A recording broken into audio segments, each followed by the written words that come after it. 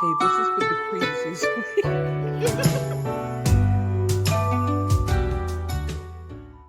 Are we ready? Happy No. New Year. Oh, wow. How have you been, Jen? I'm good. I am good. Um, yeah, I feel like there's just been a lot going on, and then I go and look at what was going on, and it's like not anything more than normal. Like, Right? It feels like it's heavier emotionally, yeah. and Mhm. that makes it feel hard. Like, oh, last week we didn't record last week because I lost my Baelish. Yeah. And that was crazy because if anybody knows me, you follow me. I have three cats. I have Flame Tongue, who is 17 years old. I Oh. got her a year after Bill built this house, and she has been full of gin and vinegar ever since. She's a little grumpy girl. I got Drow, who's 11 years old. Well, actually, is Drow 11 years old? Let me do that math. I got her for my daughter's 16th birthday. Mhm. Ooh, hold on. She's 12, okay? She's a Okay. 12-year-old. And that's Drow. And then Baelish I got 7 years ago, right? Mhm. And he's our long cat. He's our stunt guy. And he was the one who made us doubt our intelligence because every Thanksgiving was, "Are you smarter than a Maine Coon?" Because he's trying to get the turkey. Full of life, very social, very sweet, Mhm. cuddle bug. And then one day he wasn't. Mhm. Just one day he was listless and limp, and his eyes were dilated. Mhm. And I honestly thought he had gotten. I have this knife that I use to cut up my gummies, Mhm. my my Delta 8 gummies, Mhm. and I thought he had licked the knife. And so Ah. I called, and it was like, if that's it, he'll be fine. Make sure he's near a lot of water, everything. Did that, and that was not the case. And when I realized that he was still listless and we had to call the vet, I had to stop myself and just kind of like, Bill, I'm going to take myself out on a date. Mhm. I'm going to leave the house and I'm going to surround myself with things that give me joy because now we have entered a phase where we have to do what I call the conversation, Mhm. trademark registered, right?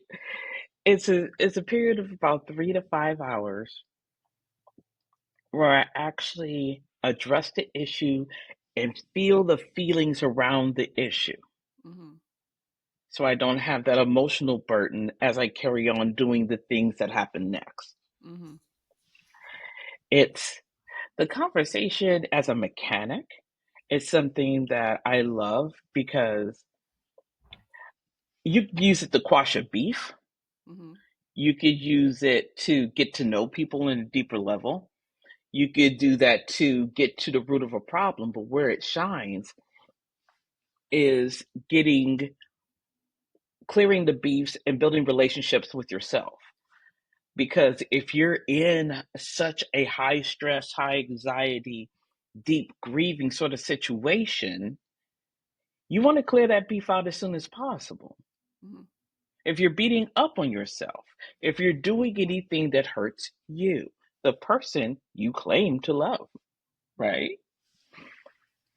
So, got to get ahead of that by asking yourself hard questions and having hard conversations. And the thing that I had to live with was the fact that no matter how this ended up, Mhm. my relationship, at least temporary, with Baelish has changed, right? And I had to get my body used to that thought being the truth. I had to go through all the shudders and the crying and my neck tensing up and everything. And once I got through that, I could face the hard truth that this might be the last day with my long boy. And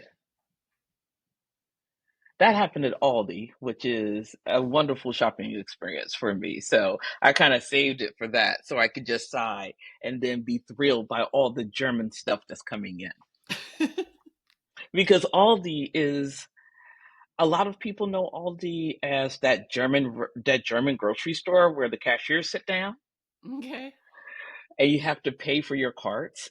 Mhm. Um, but to me, it goes back to my childhood. Aldi has been around a long, long time before Trader Joe's.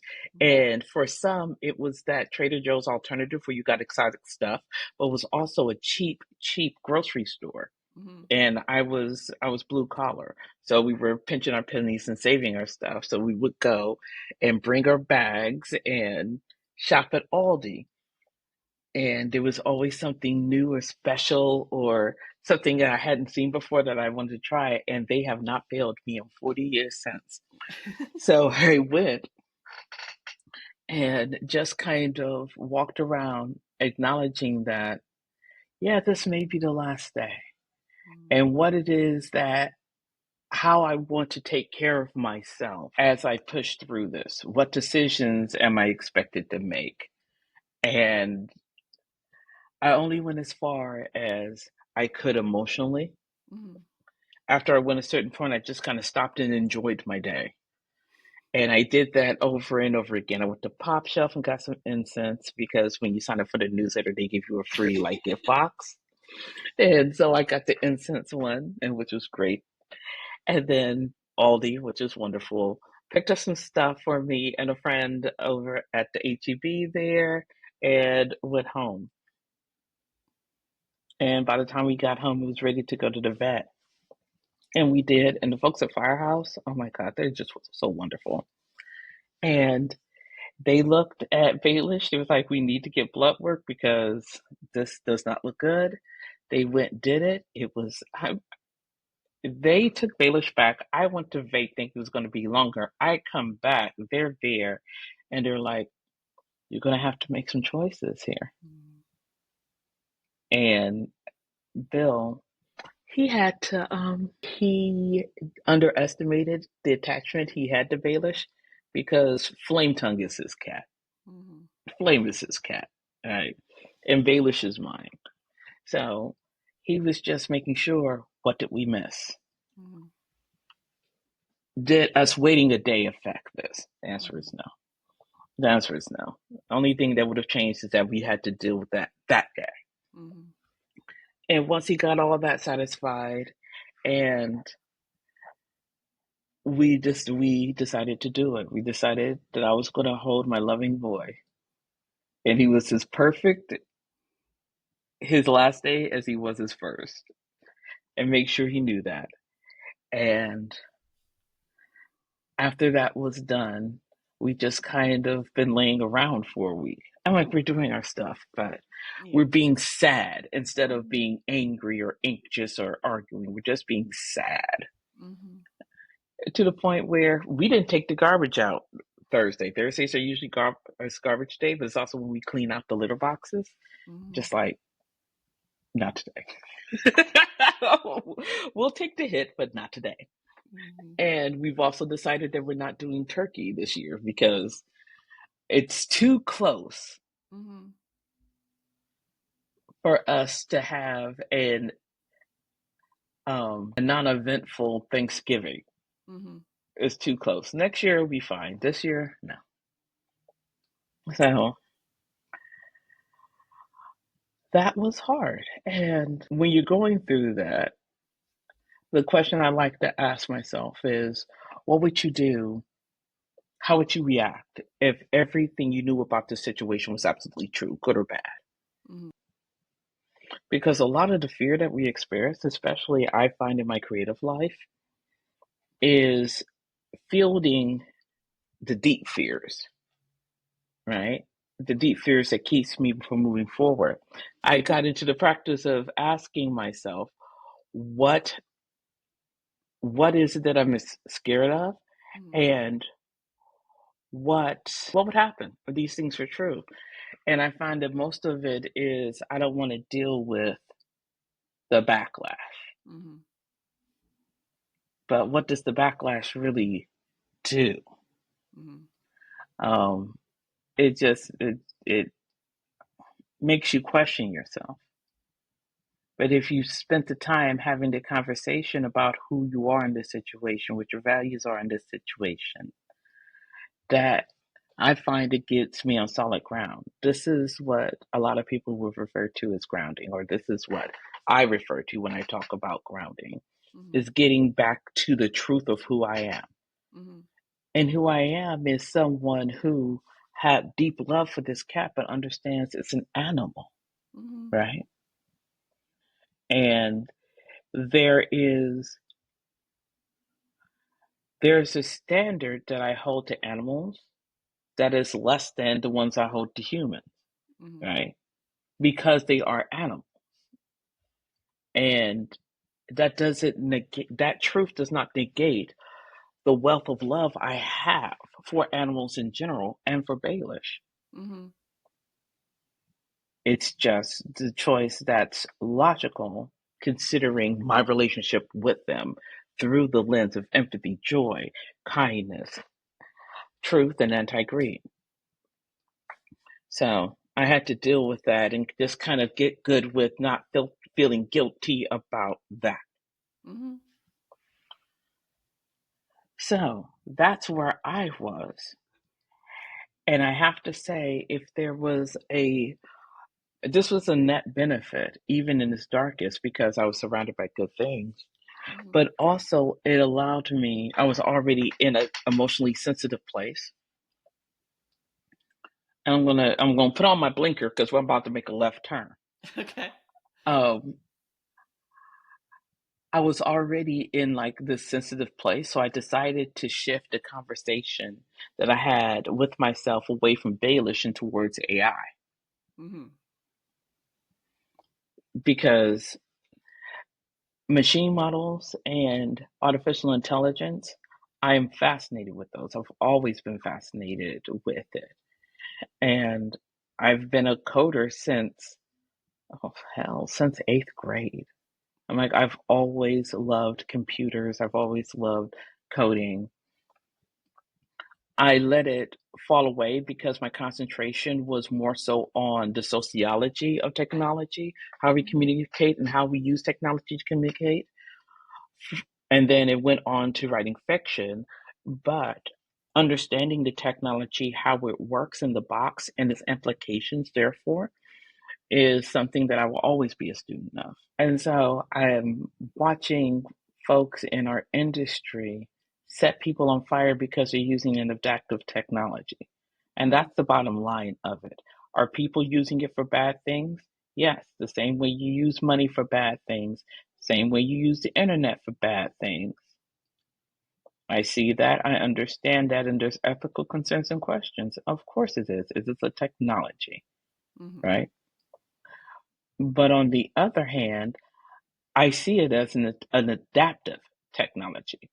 And this backlash that I'm seeing about AI is no different than the backlash I saw when people started talking about dictation. Hell, it's not the same. It's the same as when I heard people talking about audiobooks. Mm-hmm. All right. And there was all so many pitches. There was torches and pitchforks and screaming and hollering, right? Mm-hmm. What has gotten ugly about the AI thing is people are just being cruel. Mm-hmm. If you saw that there was someone who got kicked off a conference because she's writing her own books in AI. And there is also folks who are compiling lists of folks who use AI and machine models on a list so um, they can actively and organize things like one star swarms, Yeah, that right? stuff is weird. And like I've been seeing that coming through on threads a lot lately. Yeah. And then this past week they started I'm only sort of on the edges of it because it's so negative that I just try to avoid it. But there are people that I follow that are usually positive that are making reference to it now. So I'm like, they're coming after people who use Canva now, and I was like, what? Like we don't like Canva anymore? Like what are we supposed to use? Right. I Like guess I know because Canva has started adding various AI mhm, stuff. It's not great. I've tried it. It's not no, great. it's not good. um, it'll clean up the background pretty well, but like if you ask it to create anything new, it's we talked about AI creating new stuff a little bit earlier, but it's not good at creating stuff from nothing. But yeah, these people that are making a list and like we're boycotting Canva or we're boycotting people that use Canva, and I'm like, are we not allowed to use Word anymore? Like what Right. tech is allowed at this point? Yes. Where is the line? Right. Like, do I need to go back and write my stuff by hand and then get a typewriter or something? Like what is Right.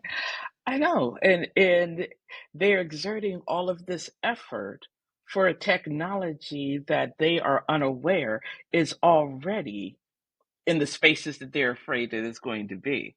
Like right? major publishers, they have been using they were one of the forerunners. Like I said, the romance industry, romance part of the indie publishing industry is always bleeding edge, Mm-hmm. right? Always, always. And Right. so that technology is already being used. Major publishers are now putting in their contracts that uh, when they have ghostwriters or folks like that, that you be allowed to use it to train AI, Mm-hmm. right? These are things that are happening. These are things that are part of our life, just as inextricably as the internet is. So people wasting this energy to me is indistinguishable from folks being upset about using Dragon, simply speaking, truly. And they're wasting all this time and energy trying to tear down somebody's career when she could be building their own. Mm-hmm. And it's a waste of time for me. Mm-hmm. But the question still stands. The question and the issue at the core of it is still very valid, right? Mm-hmm. And that's what they're using to fuel it. And so I stopped and had this conversation with myself. What would I what would happen if everything they said about AI was true, Mm-hmm. right? And the fact of the matter is, everything that they say about AI is true. And more importantly, it is capable of everything, Mm-hmm. right? So if we know that AI is fully capable of all these things these people are going crazy about, next thing you ask yourself, is it not ethnically, ethically, It's a different word. It's okay. is it ethically appropriate to use it in anything? And the answer to that is also yes, Mm-hmm. in a wide variety of things. And there are spaces where it is being used ethically. So then I ask myself, what would the machine model have to be for me to be able to use it with full joy, but also ethically according to what I need it for, one, Mm-hmm. and number two, what my core values are. And I find that to be the important question because, once again, if I'm telling myself the truth about what I really want to use it for, and I line that up to my core value, what would how would CK use an AI model? How would that develop through the lens of empathy, joy, kindness, truth, and anti greed? Well, I would have to build my own machine model. Mm-hmm. And building my own machine model trained on only my things. Because for me, a generative AI and these machine models are used exclusively for first drafts and as the external hard drive for my brain. The goal is to have a box that I can use this as my book Bible, like feeding. I have 27 titles published. I have written over 200. All of that in the box. The games that I've developed, all the modules I've written. in the box. Mm-hmm. All my nonfiction stuff in the box. And that's just for Shaman States. I have all of Alizar too in the box, right? Yeah. In the box, in the box, in the box, in the box. And what it does is that when I ask it a question about, hey, can you list all the monsters mentioned in the Mantle series? Mm-hmm. It will be able to give me a list, right? And then I can fine tune it so it gives me the information I need. With the games, with Shaman States games, it is powered by the Apocalypse based system, but I have a traditional game. I have a two-player head-to-head negotiator game. I have some hex-based stuff, but it has to all use the same playbook. It has to use the same character sheet. I don't know the maths to do that. I know what does. Generative AI that's trained on my game, right? Mm-hmm. And since I've also spent about a year writing out all the playbooks that I would want and how they're set up and their stat blocks, I've already loaded that into ChatGPT and it gave me generic playbooks. Once again, this is a first draft. I just set them aside, Mm-hmm. and when I want to make a character, I look at the qualities I want, pick that one, and then edit that, right? It needs to be a book Bible Mm-hmm. when I'm alive. When I'm dead, it becomes an author estate tool because I have co-authors and I have people who are interested in continuing their stories in my universe. So all they have to do is go, boop, hit the box, and they can get the information. They can continue all these things. It also allows me to do stuff like the CK reference document stuff. Mm-hmm. So let's say I make a game. I could just say, take this game and format it for SRD. Mm-hmm. And it will take out everything that's copywritten, which is Mm-hmm. usually just names, but full descriptions, the mechanics, all that, so I can post up so people can make their own games. Right? Once I develop the box, the software itself will be open source. So I could literally give you the software to put on your machine so you could do the same thing. That would be really cool. Right? And I also want to make it small enough so it can live on a computer. Mm-hmm. All right. And that's not only the software and the algorithms, but the storage. Mm-hmm. All right. I want it backed up to the cloud, but I don't want it functioning in the cloud. Okay. All right. So there will always be a backup somewhere, but it will not be functioning in the cloud. It should be able to function without using the internet. Okay.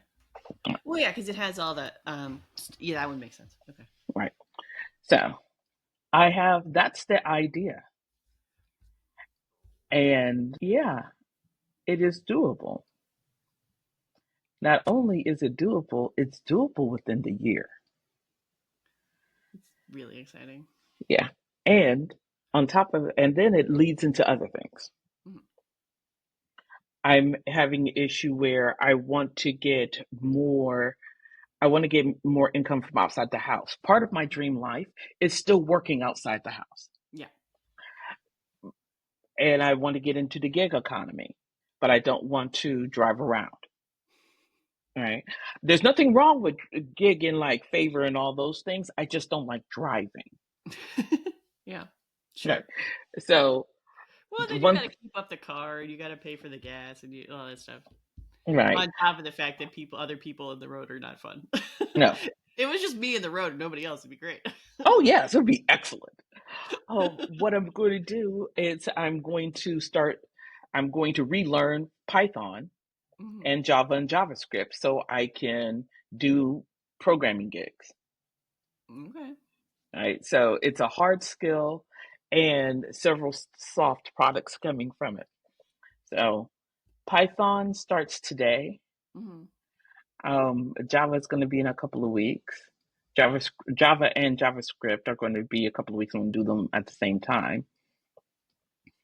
Then, um, after the first of the year, I expect to start with my machine learning classes, including what's called Tiny ML, which is tiny machine learning for things like Arduinos and stuff. I think it will help What's me. Arduino? It's I'm gonna have to look it up and explain it to you because I know what it is, but I am having a hard time explaining what it is. Because sometimes I smile and nod like I know what you're talking about, and sometimes I'm like I just don't know. Right. All right then. Open source electronic prototyping platform enabling users to create interactive electronic objects. All right. Okay.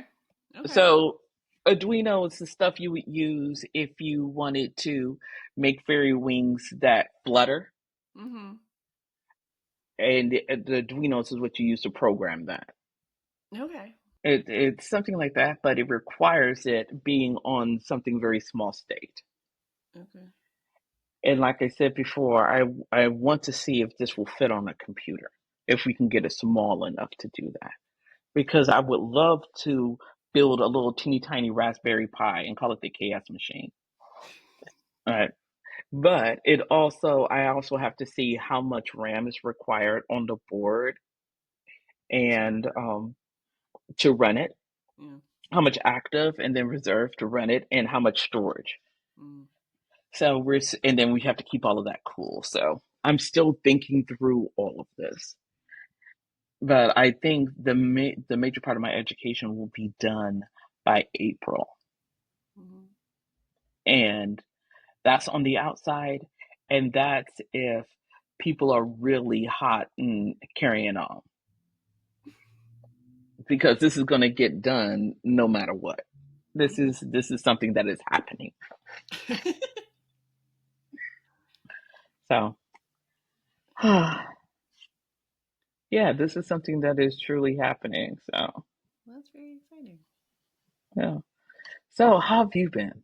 I mean, that's kind of where I'm trying to like. I have accepted the fact that book three is going to get written, and I have been telling people every time I run into them, and they ask me like what I'm doing or what my book is or whatever. It's going to be done. The draft is going to be finished by January. It's going to be done by January. That's just it is, and I've told people. And in order for that to happen, I have to write 5,000 words a week, and I wrote 5,000 words last week.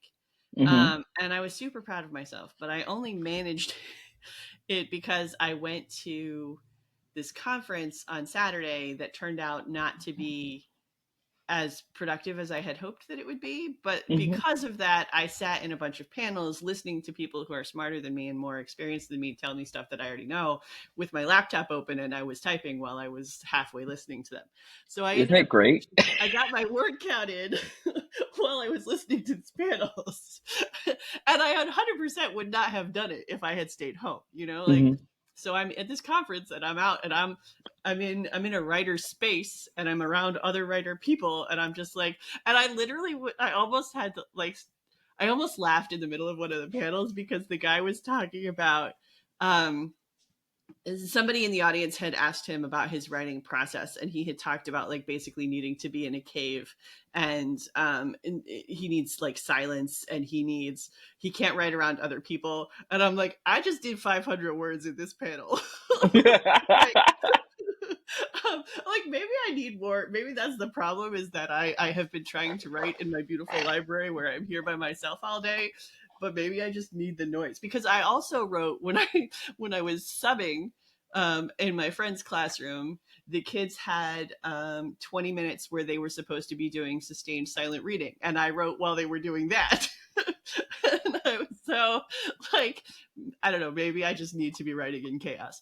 I've been doing more on my phone and then like sitting in my car while I'm waiting for my kid to come out of whatever event activity that he's in and stuff like that. Mm-hmm. Um, but the schedule that like you were so impressed with this like structure that I was building did not work at all. I'm like I'm gonna sit here for an hour and then I do and it's just like nothing happens. Um, and then later my kid's in the tub and I'm sitting on the floor going because I got to get it in. Um, and so I did manage it last week. This week I am currently behind. I'm at 6,700 words and I need to be at 10,000 by the end of the week. Mm-hmm. But the more I procrastinate, the further. It's a lot like when I was in college. The closer I get to the deadline, the more protective I magically become. Yes. Yes. um, and then yeah, so there's that. There's the tricking my brain into doing the work problem. But then I think there's also a little bit of psychology grief situation happening because this is book 3 and I have to wrap up all the stuff that has been going on since book 1. And book 1 started, I was writing it after my dad had passed, and I wrote it to deal with losing him. Right. And I left it open to bring the dad character back because I wasn't ready to whatever. So this book has to either bring him back or establish why he can't come back. Mm-hmm. And I didn't realize I was not ready for that. Until like this past couple of weeks. There's been a lot of I mean, I was very sorry to hear about Baelish. But I had similar news from my brother's dog. Oh Um, no. so he, like the same day or the day after that I wrote this book, Oh, was that that was just a day for it, I guess, huh? yeah. So his dog, he hasn't died yet, he hasn't passed yet, but he went to the doctor and the doctor said it's a matter of time at this point, Mm, and he's not expected to survive the year. mm, Um, so they're thinking a few months, but they're not really sure. And so this is my niece's first pet. And he's the sweetest dog. He's he's really nice. But they got that news while my sister-in-law is in Florida because her aunt died.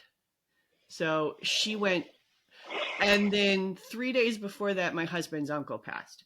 So I'm just like, it's I have to be it's so really pissing down on our heads, ain't it? it's a lot. It is, and it is fall, and it started getting cold outside, and we started decorating for Halloween. I'm like, it is winter in every sense. Right. Right? Winter has come.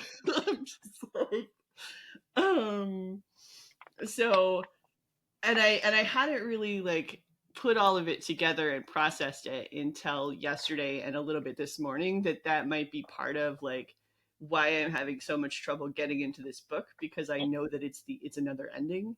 Mm-hmm. Um, and I have to like, I'm gonna have to process my own loss and then the character's loss, and then it's just a lot. Mm. Yeah, it's just it came to me like last night and this morning that I was like, I think that's part of what it is, because the further I get into the book, the closer I get to something has to happen. Um, and Emotionally. emotionally. And then I was um so my procrastination this week has taken the form of I'm listening to the second book in the Legendborn trilogy, Mm-hmm. which is Bloodmarked, and I finished it last night, and there's a lot of like similar kind of themes about ancestors and relation. The character's mother dies before the first book, and so there's a lot happening in the second book that's dealing with that, and then she's like goes to the ancestral plane and speaks to her mother and whatever. And I've had Kate do that in my book, and I'm just like, okay, that's what's up. It's everywhere, you know. Right. And then like Agatha had a lot going on this week in episode Right. 5, and so yeah. So I was like, there's a lot of. So then when I did start writing, um, today I wrote some Kate is coming into her powers now. That's it. She's Mm-hmm. like, it's people have been waiting for it long enough, like, and I'm just, and she's like, stuff has happened enough, came out in book 2 that I think we're gonna start stepping away. It is the Unmagical is the first book, and it's Kate Corey's Unmagical Life is book 3, but the intention was always by the end of book 3, like, she's not living an unmagical life anymore. So we're now at a point where she needs to take ownership of what she can do. And Right. so I wrote 2 scenes yesterday and today where she's just like using it out of anger and using it out of frustration and doing all of this stuff where like they're gonna need to like scale her back Right. during the rest of the book. But right now there's a lot of like yeah. You will listen Bam, to me, and you will bam. do she's angry, and it's part of the grief process, and so like there's that stuff's happening. Right. Can I make two observations? One that you've already just said. Yeah. Oh, that just like Kate is trying to figure out what she can do, or Hmm. she's really coming to her own as to what she can do. I see that same parallel with you. You're like you could feel the weight of the power that you have in your hand. Hmm. And sometimes you just want to do it to see what happens. And Yeah. sometimes you're just like, this is a lot. Right. What do I do with that? And Yeah. the answer will always be inevitably whatever you want to do with it. Hmm. And there is no shame or guilt in doing exactly what you want to do with it as long as you're not causing victims to Hmm. yourself or others, right?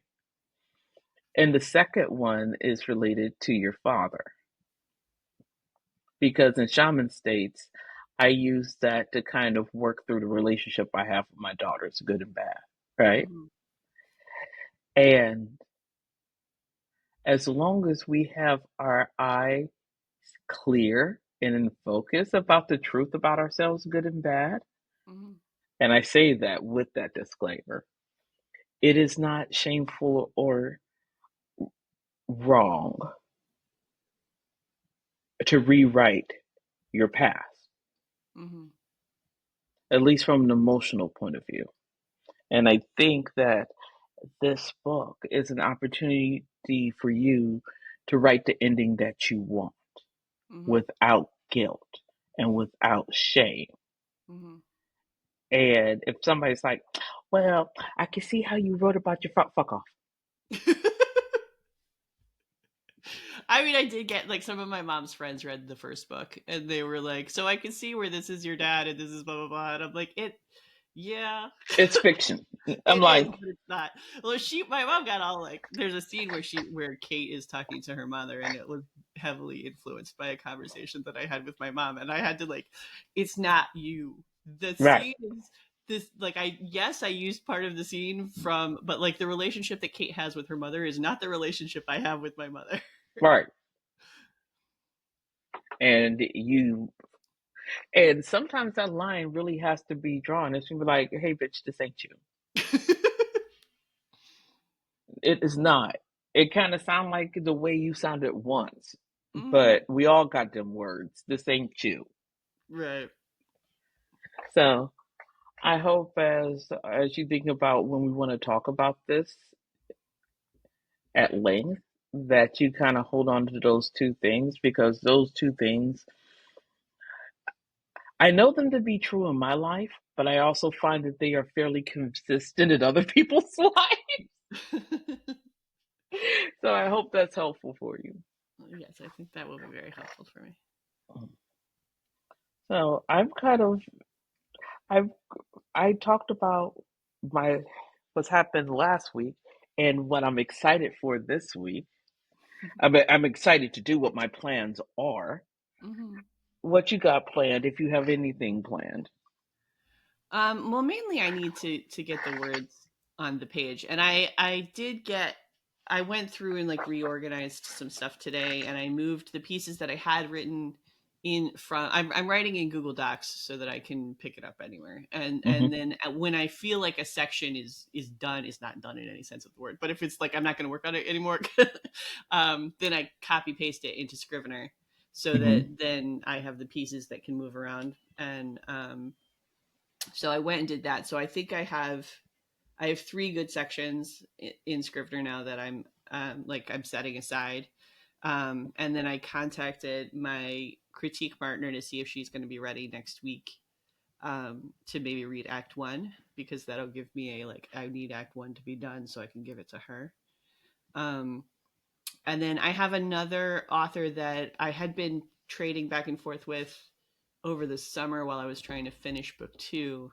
Um, Next week I might be able to get back to sending her stuff. She's already sent me something of hers that I'm behind. I told her I would read it, and I haven't read it yet, so I need to do that. Right. If nothing else, even if I don't send her mine, I need to read hers because her story is really cool. It's a different kind of magic system than I have seen before. Oh. But yeah, so I'm excited to read it. I just have been putting it off because as soon as I read it, I know that I'm gonna like feel like. But yeah, so that's this week. I want to finish Act 1 and read the piece that my critique partner wrote, so that I can give it back to her. So, what are you loving this week? I am love. So I have multiple things. So the Mm-hmm. first thing was Bloodmarked was so good. What? Bloodmarked, the sequel to Legendborn. Oh yeah. It was so. This is not what you thought I was going to say, but I'm saving the other one because we're going to talk about it. Like, I know you're waiting, but there's other stuff I want to tell you about, and I will forget if I don't tell you first. Just start with that. Okay, who is this by? So Okay, folks so know. Bloodmarked is by Tracy Deonn. Mm-hmm. Legendborn, I think, was her debut. It's a Arthurian. Have you read it? I have not. Okay, so it's a YA Arthurian legend tied with African American rootcraft. Ooh. And it's fascinating. It's really, really cool. And there's like demons and there's monsters and there's stuff that people can see and stuff that people can't see. And then there's this whole like shadow kingdom thing that's happening. And a lot of it takes place on a college campus. And so I started reading the first one because when I was writing either my second, I think I was finishing the first book when hers came out, and I was looking for comps, and I was like, I was having a real hard time finding comps that had characters that were college aged, that the storyline wasn't mostly romance. Right, because And new this adult one, tends to be. there's a built-in like a love triangle in this one, but it didn't.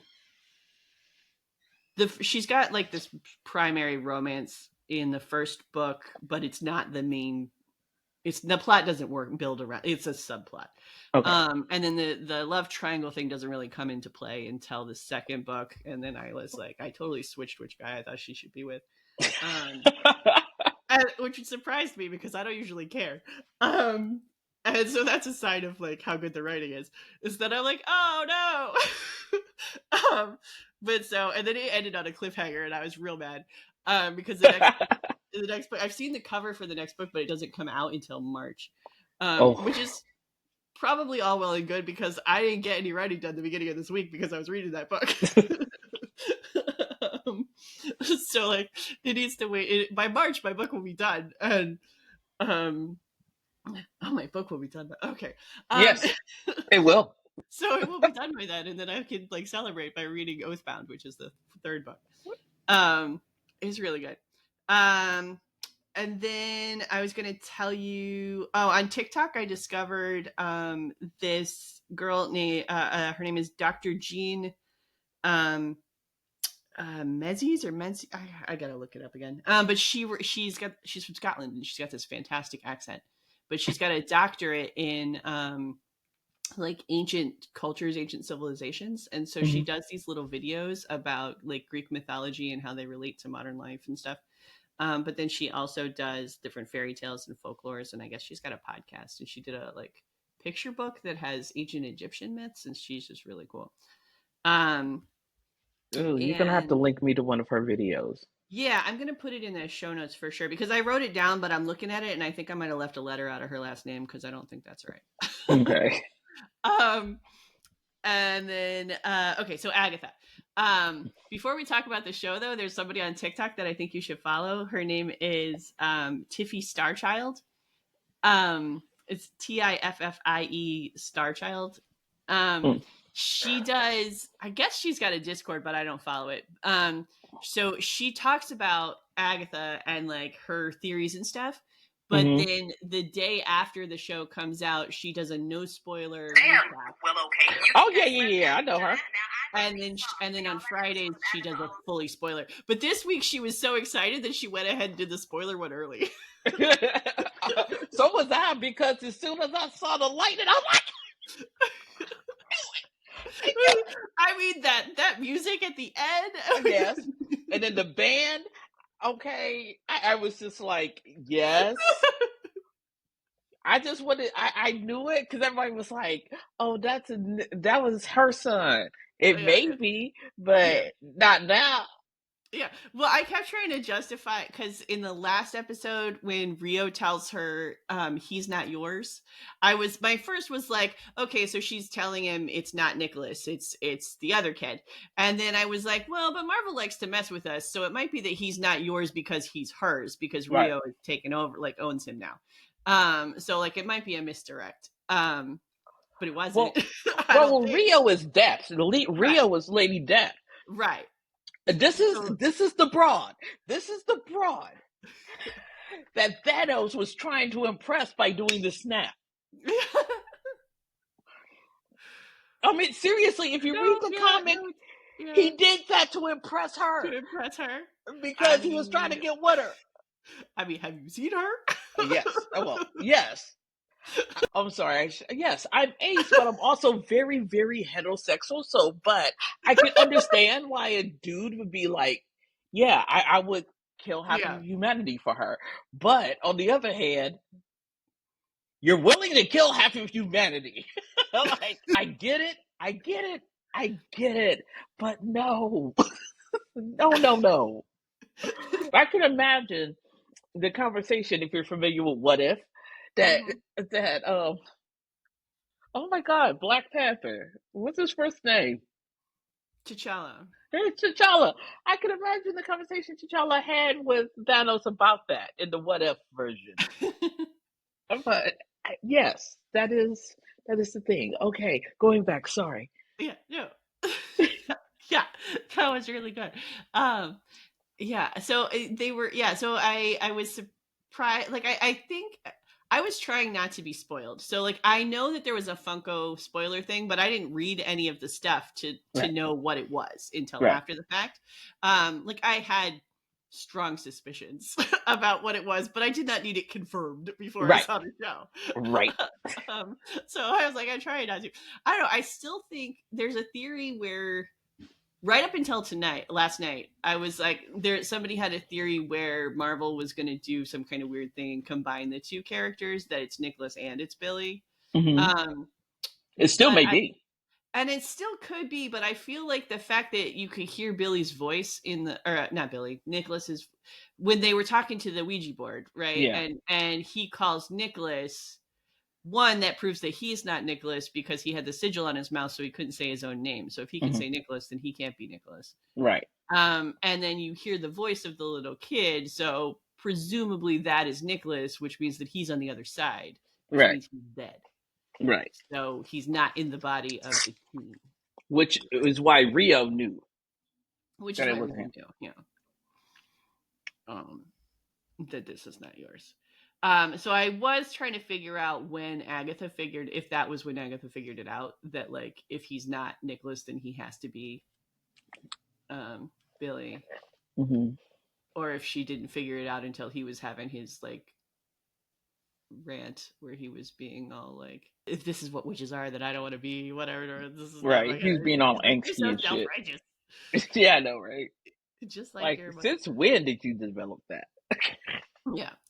um but I did like some how they made some of the effects reminiscent of things that I've seen so many edits already today. um but like the thing where he took over Jen and Lilia's eyes and they turned blue, and it looks a lot like when Wanda had people's eyes turning red because she was making them do the same thing. Right. And like the effect of what the magic looks like, even though it's a different color, Hmm. looks kind of the same as hers. um and then the crown, it's like it's shaped the same way and all of that. So Right. that was, What if Wanda was the one Agatha went through the road with the last time? that would be interesting. I'm still not 100% sure that Agatha really went through the road before, because she lies about stuff so much. I was I kind know. of like She's it's the like, Wizard of Oz. She's Oz yeah, in this, obviously. yeah, So, yeah, I totally agree with you. I'm like, I could see how that is a very plausible option. that there, yeah, I mean that's part of like the mythology of how great she is, that she survived the road and then it turns out she didn't actually do it. Right. But did she, they asked her how many people survived, did she say two when they asked her how many survived last She time? said one. She said one. It was just her, right? It was her. I don't know. I don't know if she meant her and one other or just her, but she knows she held up one finger. Okay. So Yeah. I'm thinking it was her and one other. Okay. That could have been. I'm trying to figure out when that would happen in Wanda's timeline because I feel like we've seen most of Wanda's timeline in the MCU. Hmm. Right. But this is also this iteration of her or this incarnation of her. Oh, that's true. It could be an alternate because we've got the multiverse now. Hmm. And it could have also been in the past as well. So Hmm. I don't know. So is that all, or is that was the finale? That was the finale. Okay, Yeah. great. Because that was so good. And I've been catching up and keeping up with the Penguin, which was also really Okay. good. It's the Sopranos in Gotham, essentially. Yeah, There's very little the Batman in it. yeah. It's just in the city where the Batman takes place. Right. Yeah, and so good, so Is it really good. good? I haven't. We It watched really is. Gotham and we watched what was the Gotham's the one where Bruce, where he's like a little kid. Yeah, I We, love that one. that was And the one. Yeah. the guy who played Alfred is the son of the third Doctor. Oh, is he? Yeah, Steve Prithvi. Okay. And that's cool. He doesn't want to do Doctor Who stuff, and that's Well, cool too. But it's great to see it. yeah. Yeah. Yeah, you could see like after a while it might get old to have, to want to do the, if your father was the doctor, or um Hmm. I saw an interview with what's her name, Georgia, um the one that's married to David Tennant. um Yeah, it's Georgia Moffat, is it? um but I so forget. she had said that that growing up she was confused because her father was the doctor and she Hmm. went to school with another little girl whose father was one of the other doctors, and so Yeah, she just grew up thinking that was a thing, that everybody's father was the doctor. Like she didn't know that was special. Like, I know, and that's insane because and her father is my doctor, Peter Davidson. oh yeah. Yeah, her father is the fifth Doctor. That's my boy. That was my boy. And yeah, then his son-in-law became the 10th Doctor. Yeah. And then when they did the Red Nose, they had the two of them together, and David Tennant looked at him. It's like, "You were my doctor." I'm like, "Yes, Lord." He absolutely was. Yeah. And if you haven't watched it, please also watch Law and Order UK Oh because really? Peter Davison is amazing in it too. He plays the Sam Waterston role. Oh, he does. Okay. Right? Did I tell you about Law and Order UK? Did I mention No, that before? no. Okay. I didn't know there was. Um. I mean, I know there's a lot of Law and Orders. I didn't know there was a UK one. Okay. Yeah. The BBC, I think, redid the first 10 seasons of Law and Order, Okay. damn near beat for beat. And the Oh really? only changes is, well, the cultural UK changes. For Right. instance, if you're looking at like immigration, you're not talking to like a Mexican man speaking Spanish.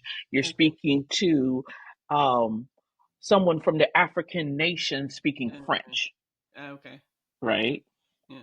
And there's a line in the American one where the guy who was before Lenny spoke to the dude in Spanish and got an answer. And Logan was like, "You speak Spanish?" So it's like, "Yeah, I'm not a total savage." And then in the UK, he was speaking French. The French. gruff Yeah. one was speaking French to this black guy, right? Hmm. It's like, "You speak French?" Well, not a total savage. It is almost hit for hit. Oh wow. And Peter Davison plays like the district attorney role. Okay. I think it's the royal prosecutor or crown prosecutor role, and he's so good in it. But he's always been good. I've been following his career like forever. Mm. So that's it was unrelated, but it is a thing that is really awesome. And what I'm loving this week is the fact that I am going right back into programming, and so Today, I'm going to be, excuse me, let me back up. I am a fan of how many free, high quality resources there is to learn code. Okay. I am learning Python through edX and Verizon. Mm-hmm. They were offering a year subscription for their courses, Okay. the same types of courses they send their folks to train on. So I'm going to be learning Python through that. And the machine learning class is offered through Harvard, but it's like Harvard University, Mm-hmm. but it's also offered through this same portal. So I'm getting that for free. Oh, cool. Nice. I know, right? Yeah. And I have a computer that's really sturdy that will take it. And so we're going to see if um, I can build the chaos machine on one of my other MacBooks because I also know how to crack open the back of a MacBook and replace stuff. No, I'm going to do it with my Mac Mini. Yes, You're I'm doing it on my Mac Mini. I am going to gut it and Yeah. I'm going to put new hardware in it and we're going to see. I We're love it going when you to. come up with new ideas. Your face, it's so fantastic. I You're like, love I love what I do. I love this gives me joy. Building the creative life. This is the reason why I do it. But yeah. yes, I'm going to. They have something called the Mac Studio, which is just a bigger Mac Mini, Okay.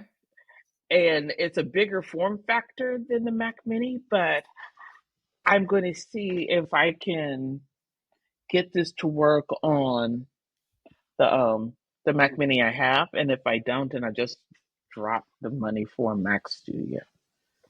I guess. Those things are expensive, but they're worth it. yeah. So that's what I'm doing. I'm just really excited Yeah. about all of these things coming together, That's really and cool. it still is part of my creative life because I'm one I'm building, and number two, I'm building stuff so I can continue being creative Mm-hmm. and navigating what's people need to people need to get a hobby for real. Like people need to get a hobby. And I'm navigating which can be a very controversial space. Mm-hmm. And by the time people hear this, I've already been knee deep in it. Well, maybe people will have gotten over some of their initial fears and concerns by then. Yeah, that's one of the hopes, and the other one is that, well, no one comes looking for me, so it's so as long as I'm very clear about why I'm doing this, I'm not too worried because, like I said, it's going to happen. It's going to get funded. I'm going to make things with it, and those things are hmm going to sell. Those things I know for sure. So hmm I ain't worried about the rest of it. All right, then. Is there anything else? Because I it feels as if we said a lot today. I think we did, and we did it in an hour. Like, look at us. All right, I was looking at that. It's just 1-1. Okay, Like, we followed our plan, and we hit all the things we said we were going to talk about. we went deep. Go us. Right. Yeah. All right.